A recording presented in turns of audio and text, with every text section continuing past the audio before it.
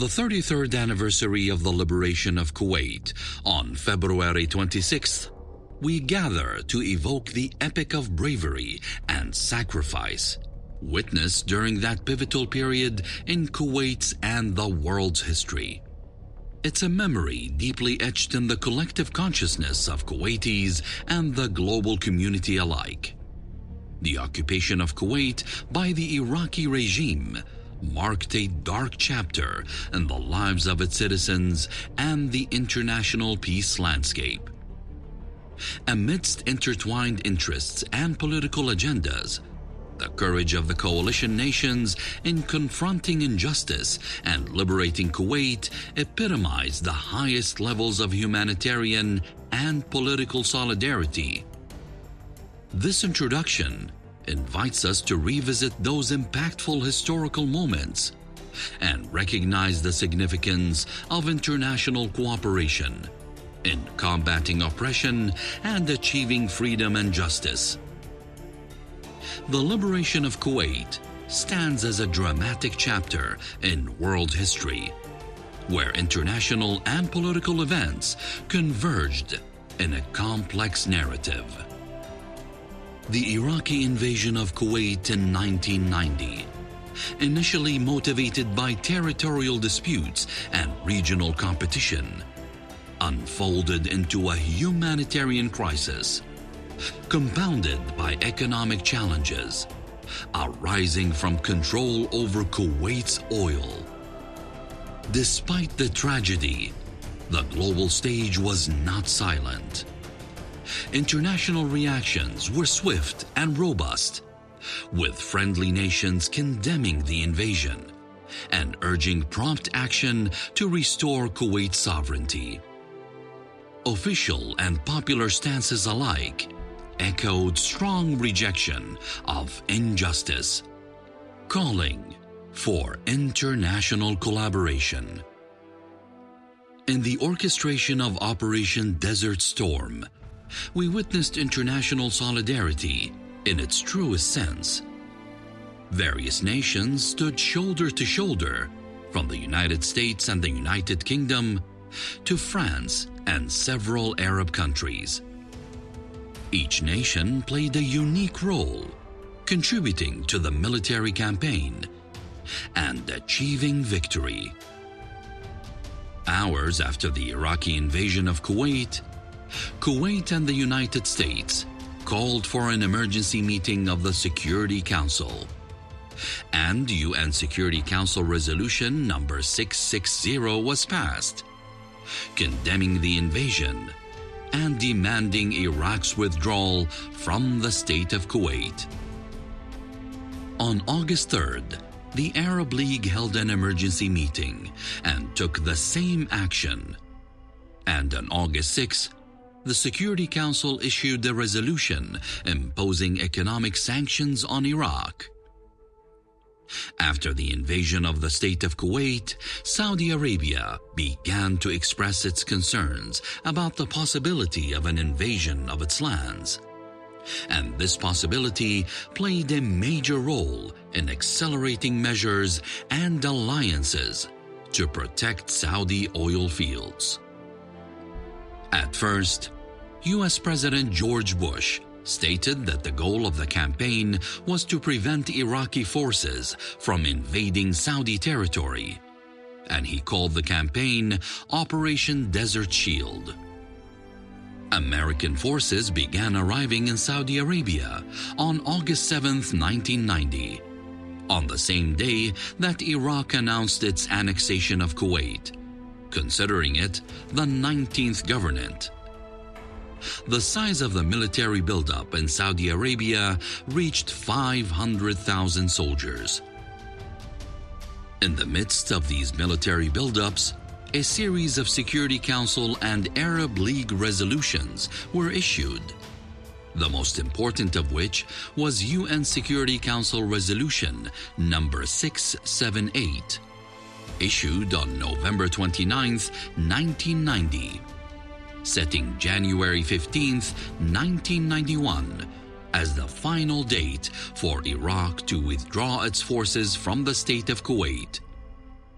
Otherwise, the coalition forces would use all necessary means to implement UN Security Council Resolution 660.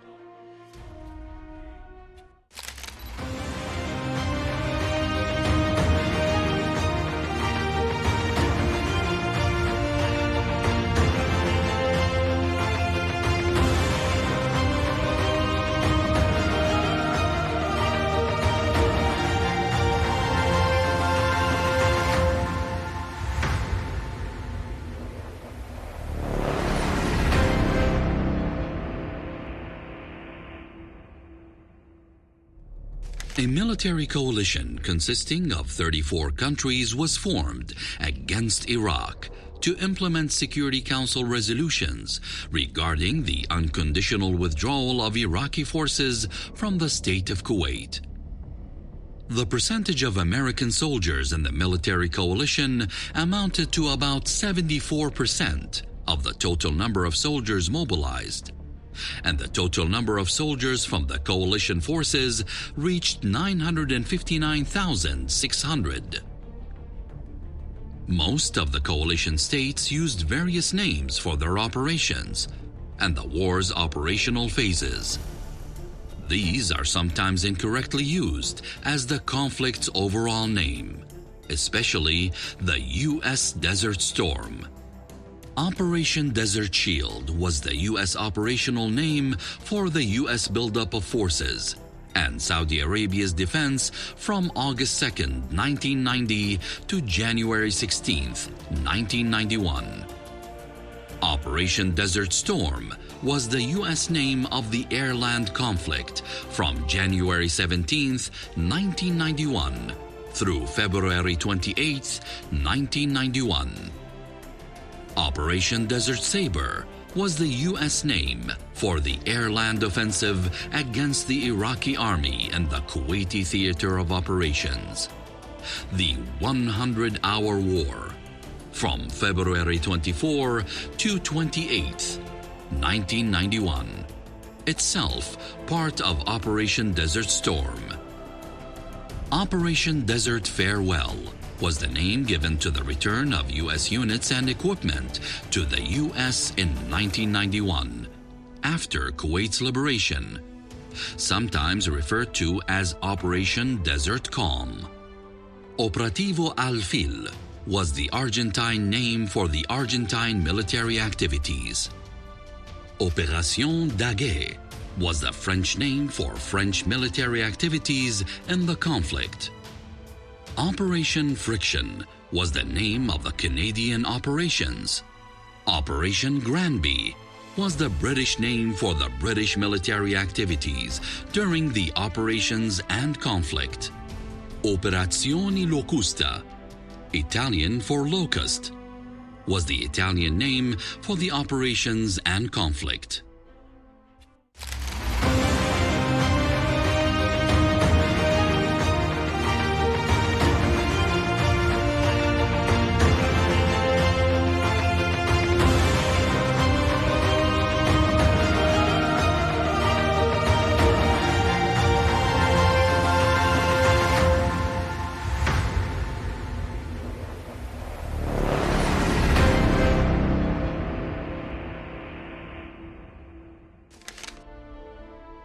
During the crisis of Iraq's invasion of Kuwait in 1990, the United States played a crucial role in confronting the aggression and liberating Kuwait. Under the leadership of President George H.W. Bush, the United States took a strong stance against the Iraqi occupation. In August 1990, an international coalition was formed under the U.S. leadership to address the Iraqi threat. In January 1991, the United States, in collaboration with a broad international coalition, initiated Operation Desert Storm, aimed at liberating Kuwait. U.S. forces played a significant role in this military operation, and through international cooperation successfully achieved its objective, with the state of Kuwait regaining its sovereignty in February of 1991. I guess you start with 2nd of August. Everyone knows that Iraq invaded Kuwait, in 1990. And that invasion was following their 8-year war with Iran, which left them in debt. So invading Kuwait looked like a way to get at the oil revenues that Kuwait had. And that was maybe their answer to their financial problems. But it wasn't an answer that I think the rest of the U.S. or the international community was happy with. President Bush, of course, the United States president at the time, condemned Iraq's actions, and he quickly called for Iraq's immediate removal from Kuwait, or to withdraw from Kuwait, and called Saddam Hussein to make that publicly. He made that call, and then he followed that. The United States followed that with a request for an emergency UN Security Council session, which resulted in a resolution for sanctions. So taking the U.S. was taking the lead there with the diplomatic answer to the invasion, and those sanctions were to put a ban on foreign military sales, a ban on trade, a boycott on Iraqi oil, and a ban on financial aid and investments with Iraq. That happened, that emergency council, I think, happened on 6 August, and then on 7 August, at that time, President George Bush, so he did more than just say, get out and stop the invasion in Kuwait. He actually then followed it up with the deeds. He deployed on 7 August, so that was like 5 days after the invasion. He deployed troops and equipment to Saudi Arabia, as did Prime Minister Margaret Thatcher. So the two of them teamed up really quick to answer the question to the invasion of Kuwait. Both President Bush and Prime Minister Thatcher, both of them openly urged other countries to join the coalition. So I believe they're not only talking about it, but showing they were committed with troops and equipment, led the way, and 42 other nations were involved at some level. Some of the major contributors we know, besides the U.S. and the U.K., included Saudi Arabia and Egypt as well. So that was the U.S.'s push, and I think getting the UN and getting the international community involved really gave it credibility to show that the world was not good with the actions that Iraq had taken by invading Kuwait.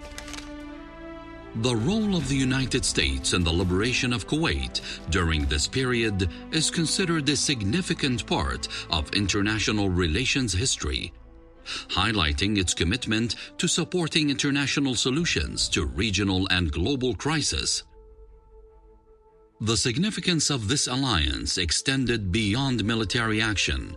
It manifested in humanitarian and political efforts aimed at restoring stability and security to the region. Today, we have the opportunity to express gratitude and appreciation to all nations that stood by the state of Kuwait in those challenging moments. We reflect on this memory to emphasize that international solidarity is not merely rhetoric, but a powerful commitment to cooperation and a unified voice in the face of significant challenges. The major operations, there are 3 major operations, maybe even 4, depending on, each country called their operations something. But the major operations that the U.S. named was Operation Desert Shield. So that was the first operation that happened immediately after the invasion in Kuwait. And that was where the U.S. then started pre-positioning troops and equipment in the region to actually take action to stop the the Iraqi forces from occupying Kuwait. And that was backed up by a UN resolution. I think on 29 November, the UN put a resolution out basically stating, hey, Iraq, you need to pull troops out, and you have until 15 January to actually move them out, withdraw out of Kuwait. If not, then use of force was what the resolution said could be done. And President Bush was taking steps under Operation Desert Shield to actually prepare for that. That operation, the intent there was put the forces in place, and I think to put pressure on President Saddam Hussein to actually comply with the resolution and withdraw from Kuwait. The 15th came and went, and we transitioned from Operation Desert Shield to Operation Desert Storm. And Operation Desert Storm was the name that most people associate with the Gulf War. And they'll use Operation Desert Storm as the umbrella operation for all the other operations that went on. So Desert Shield kind of falls under there. And there's one called Desert Saber, Operation Desert Saber, or also known as Operation Desert Sword. But Operation Desert Storm was really the main air-land campaign that the U.S. or the coalition was involved in. It was a heavy U.S. Bombardment of Iraqi forces for 42 days, and that began. So Iraq did not withdraw by the resolution date of 15 January. So on 16 January, that operation transitioned from Desert Shield to Desert Storm, and the 42 days of heavy bombardment took place. The U.S. targeted in priority order air defense. They targeted communication nodes, targeted the Scud capability, and other critical infrastructure like roads, bridges, and oil refineries. And the one thing about that war is it was all captured on news. I mean, you could watch it or hear it real time when it was happening. And even today, YouTube still holds it. You can go and re-experience what happened during that time, which kind of changed the whole war for people. We saw it differently than we did previous wars like Vietnam, because we experienced it real time. And I was enlisted at the time. I wasn't in the Gulf War. I was still in the States as a reservist, but you definitely felt a connection there, knowing the people that were there. So we had Operation, to the question, we had Operation Desert Shield, Operation Desert Storm, and then after the 42 days of bombardment, which really put a hurting on Iraqi forces, we had a 100-hour ground war, which was Operation Desert Saber, which fell under Operation Desert Storm. And so that was from the 24th to 28th of February. And of course, then Iraqi forces withdrew. The U.S. and the coalition did not pursue Saddam or a regime change. They left him in power. But then there was another operation that I truthfully really didn't realize was there. It was Operation Desert Farewell, and that was as the coalition forces and equipment kind of left the region or drew down. So the major operations, though, that we think of as Operation Desert Storm, and that's a lot of times that becomes the umbrella when we talk about it. But Shield and Storm were two separate ones, and Saber was the ground piece of Storm. During the Gulf War in 1990-1991, the United Kingdom, under the leadership of Prime Minister Margaret Thatcher initially and later John Major, played a pivotal role in opposing Iraq's invasion of Kuwait. The UK firmly condemned the aggression and, in collaboration with the international community, took part in efforts to liberate Kuwait. British forces were actively involved in the military operations of the international coalition during Operation Desert Storm in early 1991.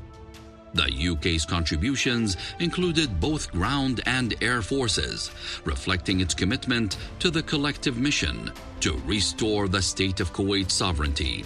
The UK's Prime Minister at the time was the late Baroness Thatcher, and she's been seen as instrumental, certainly in the very early days, of building international consensus, in particularly through the United Nations and the United Nations Security Council, in UN Security Council Resolution 660 on the 2nd of August 1990, which demanded the immediate withdrawal of Iraqi forces.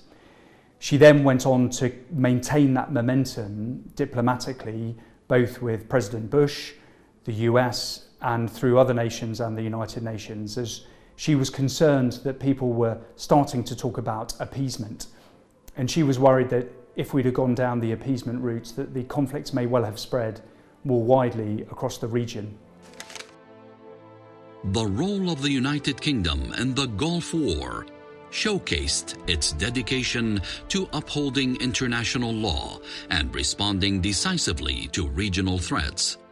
The collaborative efforts with the United States and other coalition partners demonstrated a unified commitment to achieving the common goal of liberating the state of Kuwait from Iraqi occupation. The UK supported the liberation of Kuwait with the deployment of over 54,000 UK Armed Forces service personnel on the land, upon the sea and in the air. And this was the single largest deployment of UK Armed Forces personnel since the Second World War, and it was also the second largest contribution to the coalition. So breaking that down a little bit further, in terms of the Royal Air Force flew over 2,500 sorties in their Tornadoes, Jaguars and Buccaneers, and in particular in the early stages of the air campaign, the incredibly dangerous low-level missions that were focused on destroying Iraqi airfields. In terms of the Royal Navy, they played a significant contribution also to the liberation. In the Royal Navy's Lynx helicopters and the Sea Skua missiles, in the early days of February 1991 and the Battle of Bubiyan Island, pretty much neutralised the Iraqi naval forces. And then, of course, our world-famous and world-beating capability of the mine countermeasure vessels, creating the space and the freedom of navigation for the broader coalition navies to be able to operate in the area. And then finally, there was the British Army deployed the 1st UK Armoured Division from its garrisons in Germany. And this was made up of 2 armoured brigades, the 7th Armoured Brigade, the world-famous Desert Rats, and the 4th Armoured Brigade. And these brigades deployed with the Challenger 1 main battle tank, the Warrior infantry fighting vehicle, and at the time the new capability, the new world-class system that was the multi-launch rocket system for our artillery, combat engineers and helicopters. And it was on February the 24th in 1991 that the UK land forces crossed the berm to the west of Kuwait. Their part in the plan was the left hook manoeuvre around to the north of Kuwait City in order to provide a block should the Iraqis decide to reinforce their positions in Kuwait and reinforce those positions from the Iraqi Republican Guard that we knew was stationed in southern Iraq at the time. And they achieved this within 6 hours of the ceasefire being called, and they ultimately ended up covering a distance of some 180 miles in only 66 hours, and they effectively destroyed the equivalent of 3 Iraqi armoured divisions and captured over 7,000 Iraqi prisoners of war.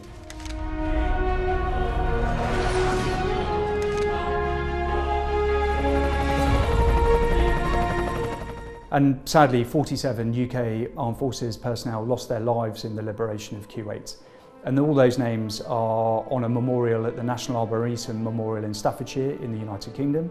But also here in Kuwait, we have a memorial wall here in the British Embassy Gardens. And also there is a memorial to those that fell at St. Peter's Church in Al-Ahmadi. Italy during the Gulf War in 1990-1991 was an active participant in the international coalition formed to counter Iraq's invasion of the state of Kuwait. Under the leadership of Prime Minister Giulio Andreotti, Italy condemned the aggression and contributed both militarily and diplomatically to the collective effort. Well, the Italian participation to Operation Desert Storm is a prominent landmark in our recent history. As armed forces of the newfound Italian Republic, the Italian Operation Locust, within the US-led coalition and under the auspices of the UN Resolution number 678, was the first real war operation from the end of World War II.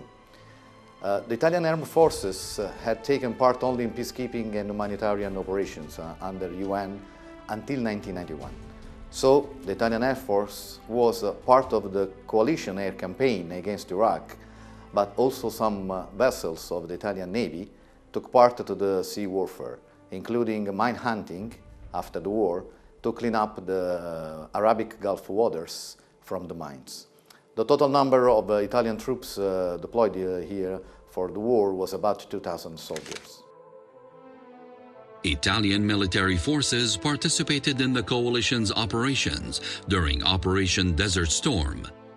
Italy's contributions included both ground and air forces, illustrating the country's commitment to the mission of liberating the state of Kuwait and pushing back the Iraqi occupation.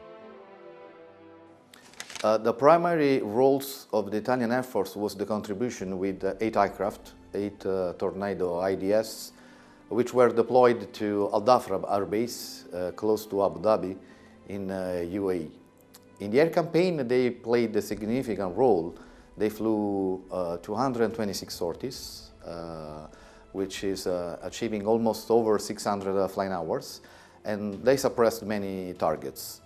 Unfortunately, on the very first night of operations, one of the Italian Tornado, which was part of a bigger mission of 37 aircraft, they all took off, but due to very marginal weather conditions, only this Tornado succeeded to accomplish air-to-air refueling to continue the mission after the approval of the tactical command. But that single Tornado accomplished the mission flying very low level to enter Iraq, and also succeeded to release the weapon load over the target, but unfortunately was shut down by the anti-air artillery. The crew, Major Gianmarco Bellini, that at the time was the pilot, 32 years old, and the navigator, Captain Maurizio Cocciolone, he was 30 years old, they safely ejected from the aircraft, but unfortunately they were kept captive by the Iraqi forces for 47 long days. Italy's involvement in the Gulf War demonstrated its dedication to upholding international law and responding to regional threats through collective action.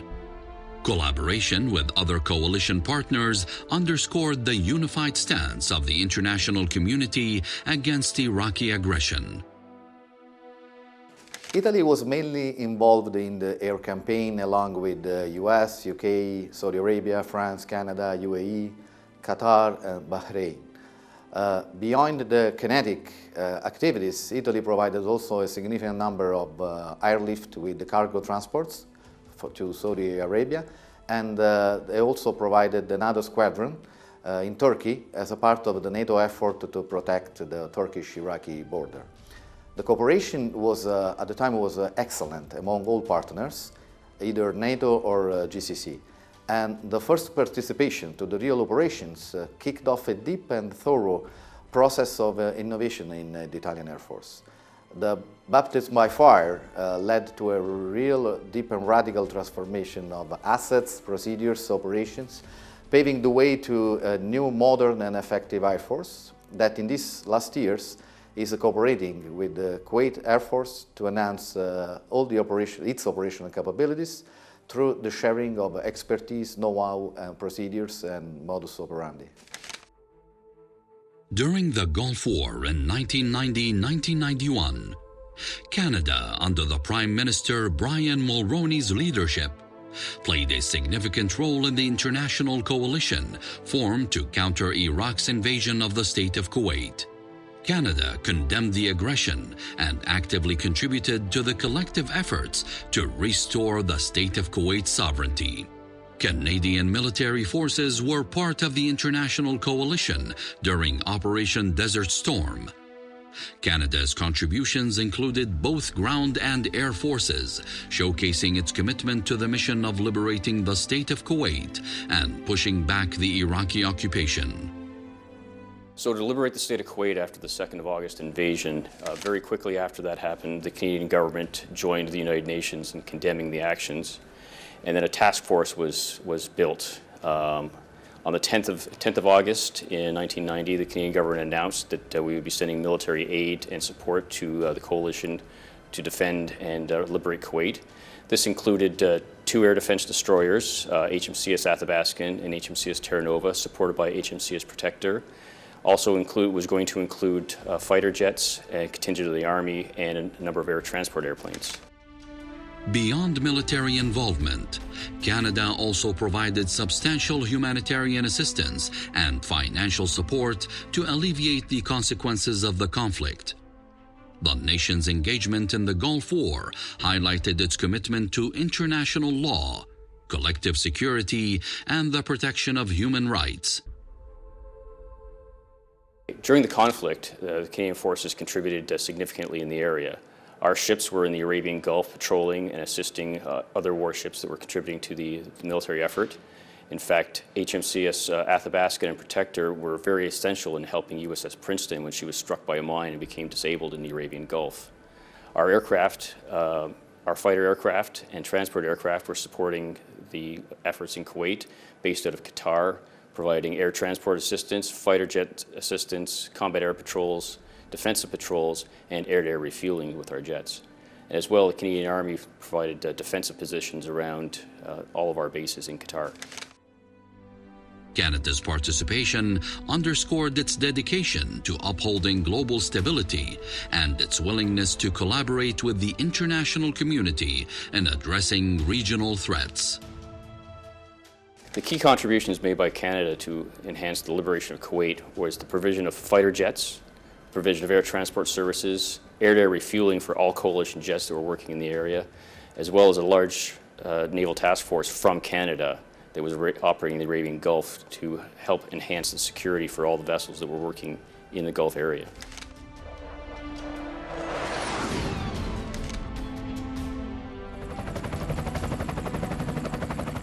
So this was the first time that women were deployed as part of an operation in the Canadian Forces. And it was very interesting. Canadian women had only been allowed at the military colleges for the past 10 years, so women in uniform in Canada in advanced roles was new.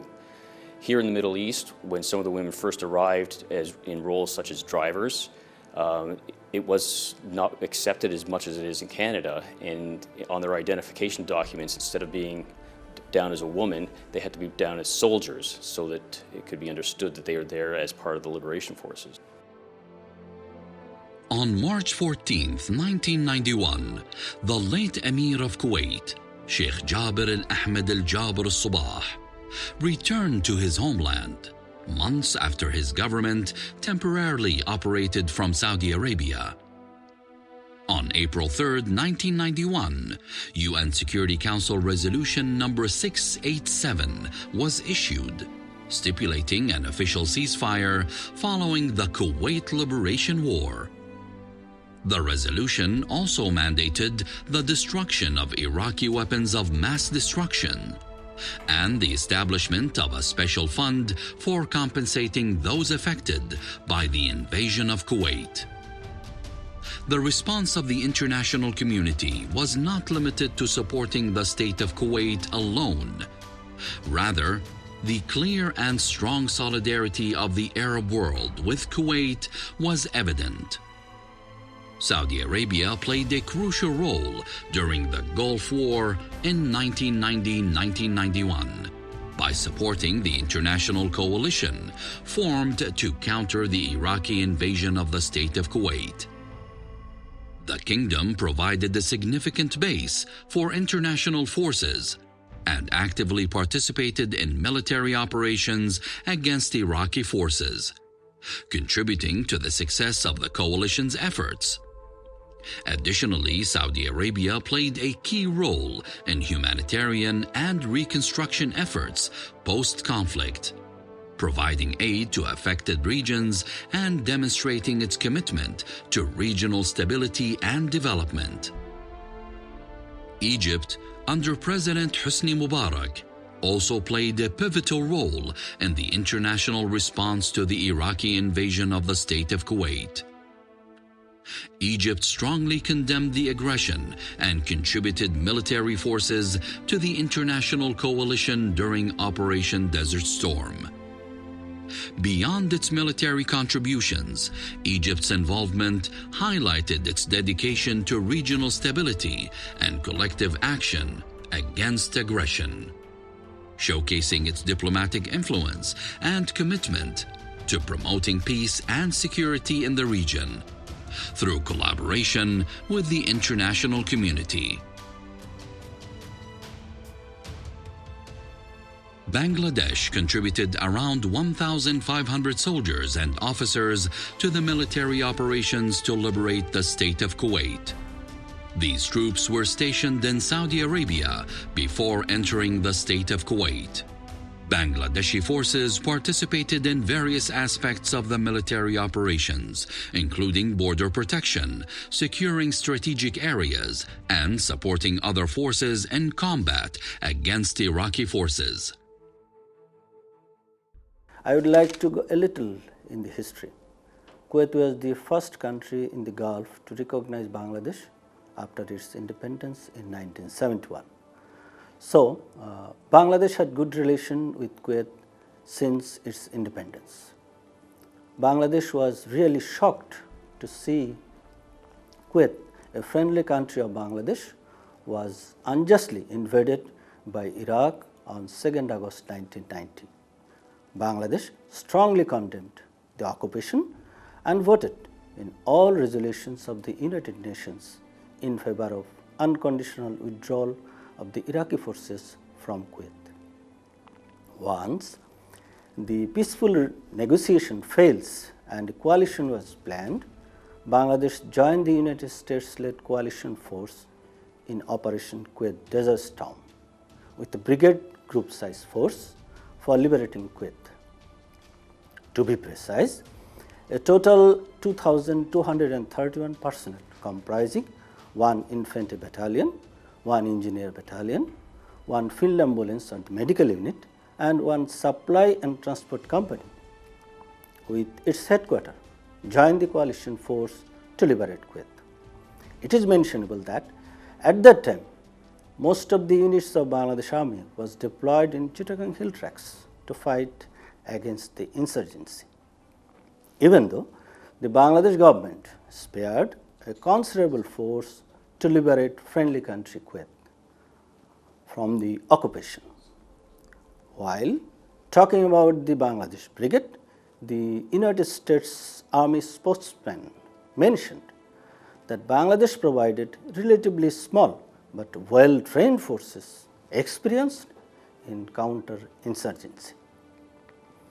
The Bangladeshi Brigade performed its assigned task very professionally in coalition framework. The Bangladeshi contingent was involved in logistical support for the coalition forces. The Prince Khalid bin Sultan, a Saudi commander of the coalition forces, remarked that the Bangladesh made its most valuable contribution to our logistics, sending us some of their best support units, which at that stage I needed more urgently than combat troops. Finally, it can be said that Bangladesh had great contribution in the liberation effort of Kuwait. In addition to direct military participation, Bangladesh provided significant logistic support to the coalition forces, such as supplying food and necessary equipment to soldiers during military operations. After the liberation of the state of Kuwait, Bangladesh participated in humanitarian efforts to rebuild the country and support the displaced population affected by the war.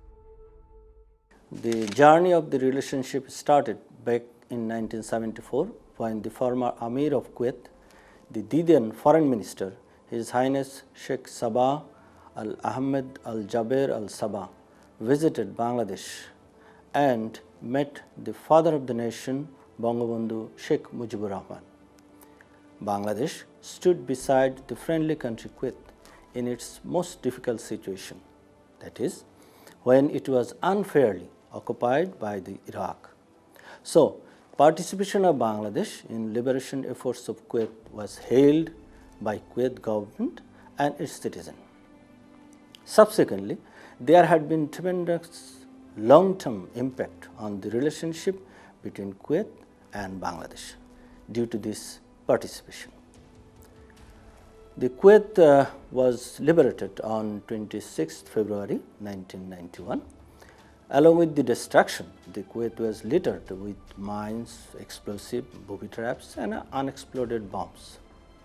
In the post-war scenario, the total land area of the Kuwait was divided into 6 sectors for clearing the mines and explosives. Bangladesh was one of the 6 countries chosen from the countries who participated in the Operation Desert Storm for the clearance operation. Now, each country was primarily made responsible for one sector. Accordingly, a protocol was signed between Bangladesh and Kuwait government for rebuilding the war-torn Kuwait under the code name OKP in short, otherwise we call it the Operation Kuwait Punorgatan. Bangladesh demining contingent, the OKP-1, most successfully completed the given task, and you will be happy to know that the Bangladesh engineer contingent was the only contingent who could attain the 100% clearance success in the area of their operation once it was checked and verified. This ultimately resulted into additional employment of Bangladeshi deminers for carrying out the re-clearance for the rest of the sectors. Since then, the Kuwait Armed Forces employed additional 11 contingent and an instructor team in different times. Now, the Bangladesh military contingent personnel are primarily engaged in combat engineering and construction support, providing IT and technical support, explosive ordnance disposal, area clearance, security of important installations, the maintenance of the arms and ammunition, providing assistance in health sector, providing logistic and operational support. Besides, we have a professional set of military instructors who are deputed at Ali Al-Sabah Military College to impart ardent military training to the cadets of Kuwait Armed Forces. So far, 96 personnel from the Bangladesh military contingent have sacrificed their lives while working for the demining operation and also in other activities in Kuwait over the last 33 years.